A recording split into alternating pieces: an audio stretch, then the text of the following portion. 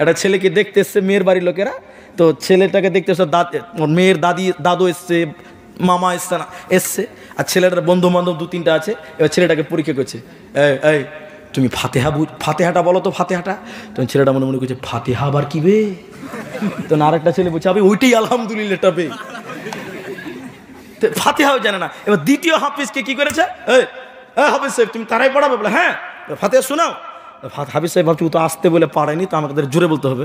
হাফিজ সাহেব আলহামদুলিল্লাহি রাব্বিল আলামিন আর রহমানির রহিম মালিকি ইয়াউমিদ্দিন ইয়াকা না'বুদু ওয়া ইয়াকা নাস্তাইন।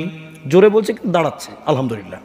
তখন হাফিজ সাহেবের তেলাওয়াত শুনে সভাপতি বলছে কোমরে যা ব্যথা ভাই, একে যদি তারাবি পড়াতে লাগে তো 1.5 ঘন্টা তো লাগবে, অতক্ষণ কি আর তারাবি পড়া যায়? সারাদিন একেও চলবে না। কটা বাদ হলো? 3 নম্বর হাফিজ সাহেব শালি দেখলো যে কি ক্যাসেট হয়েছে, একে আবার জিজ্ঞাসা করছে হাফিজ সাহেব তুমি তারাই পড়া? বলে হ্যাঁ। তুমি তাহলে ইন্টারভিউ দিতে? বলে আমার ইন্টারভিউ দিতে হবে না, এমনিতেই পাস।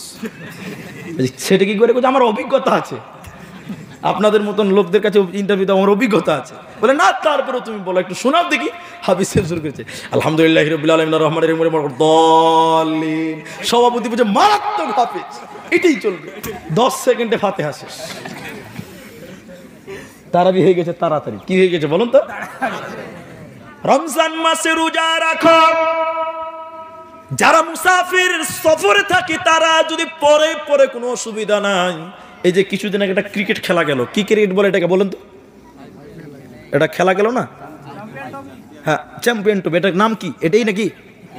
এটাই নাম। এই যে আমাদের ভারতের একটা প্লেয়ার আছে মোহাম্মদ শামি না কি আছে গো, ওই নাকি কি শরবত খেয়ে লেছে। সব মুসলমান বলছে এ শামিন कैसा लोग है भाई, रमजान का महीना में जूस पी रही है। রোজার দিনে আরে নাদান সফরেও আছে, দুবাই আছে, ওর জন্য এখন রোজা মাপ আছে, পরে কাটলেও হবে। ঠিক কিনা? বলে এই বুঝে না, বুঝে ই কেন রোজা যাবে না, গজুয়া সব আছে। শুনেলেন? তাহলে রোজা রাখতে হবে। আল্লাহ 4 নাম্বার বলেন রোজাদার হয়ে যাও, কারণ বেরোজাদার কোনদিন আল্লাহর জান্নাতে যাবে না।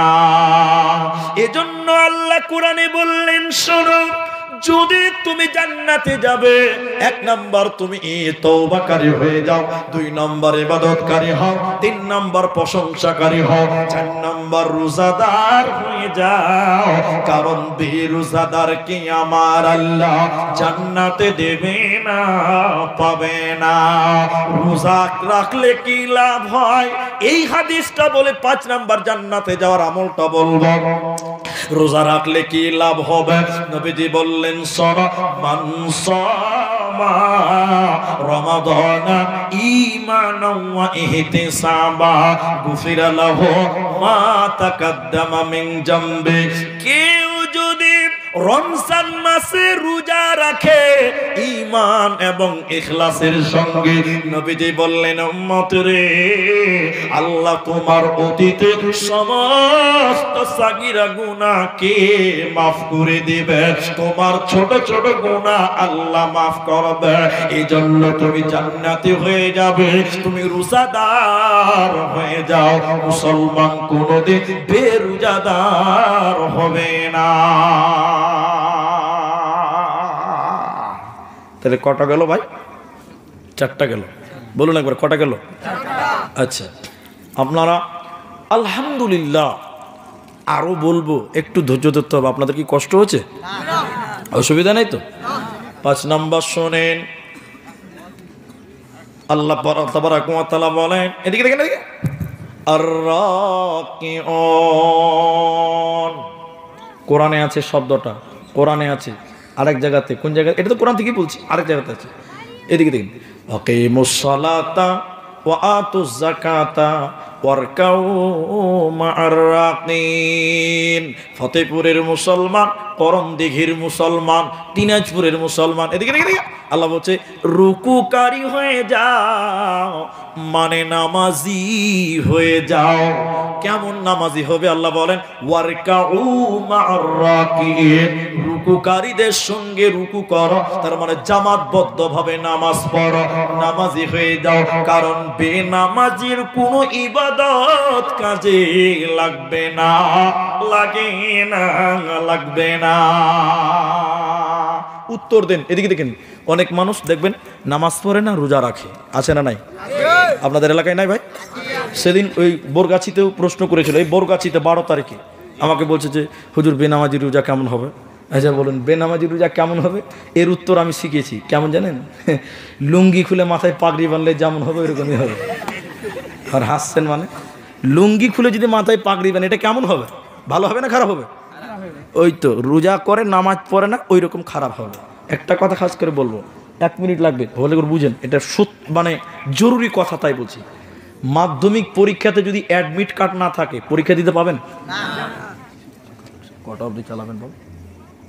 একটা শেষ করবো, একটা শেষ, একটা। আচ্ছা ঠিক আছে, আপনারা বুঝতে পারছেন কটা অবধি টাইম আছে?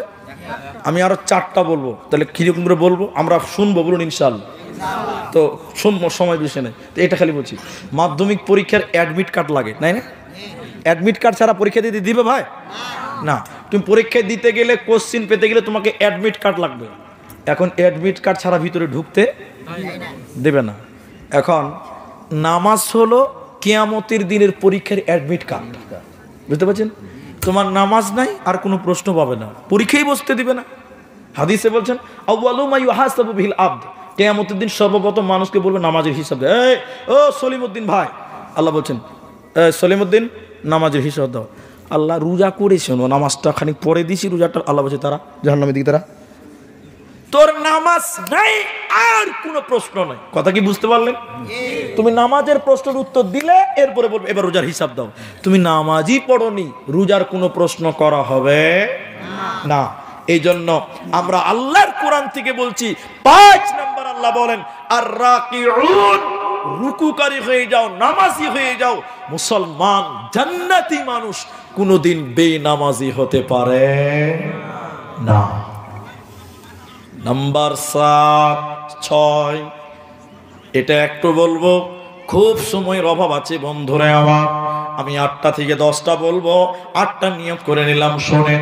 আল্লাহ 6 নাম্বার বলেন আস-সাজিদুন, সাজদাকারী হয়ে যাও। জান্নাতি লোক সাজদা করনে ওয়ালা হবে। সাজদা পৃথিবীতে একজন ব্যক্তিকে করব, তিনার নাম আল্লাহ। আরে বলুন না, তিনার নাম আল্লাহ।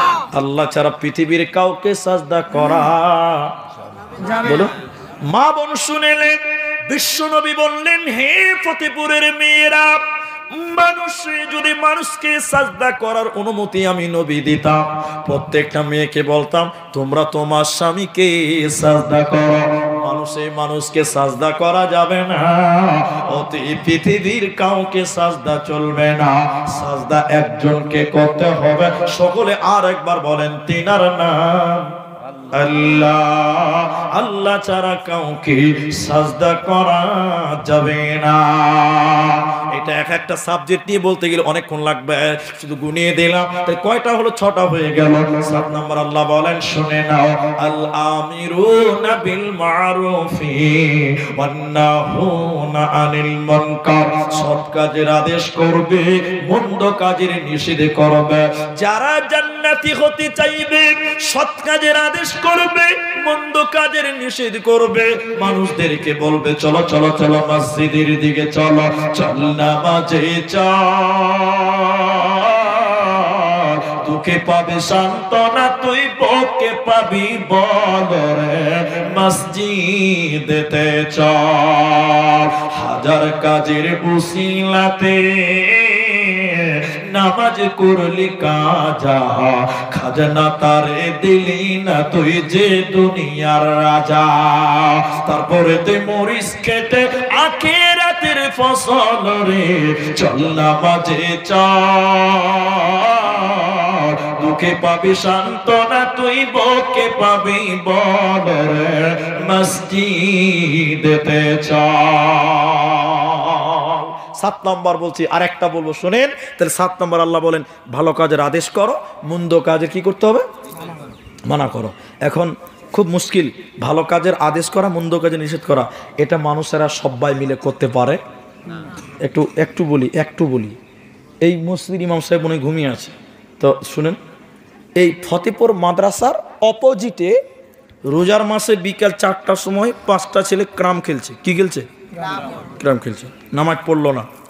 মসজিদে ইমাম সাহেব নামাজ পড়ে বলছে, আসরে নামাজ পড়ে, ইনার মতন, ইনাকে আমি সাধারণ মানুষ মনে করলাম এখন বুঝাবার জন্য বলছি, ইনার মতন 55 বছর, 60 বছর, 75 বছরের বয়স্ক মানুষদেরকে বলছে, বাবজি, ও বাবজি চলেন, ওই যে দেখেন ক্রাম চলছে, নামাজ পড়ে না, চলেন একটু বলবো, চলেন। আপনি বললেই হবে, আপনারা বলতে হবে না, আপনারা আমার সঙ্গে থাকেন, আমি বলবো। কে বলছে কথাটা?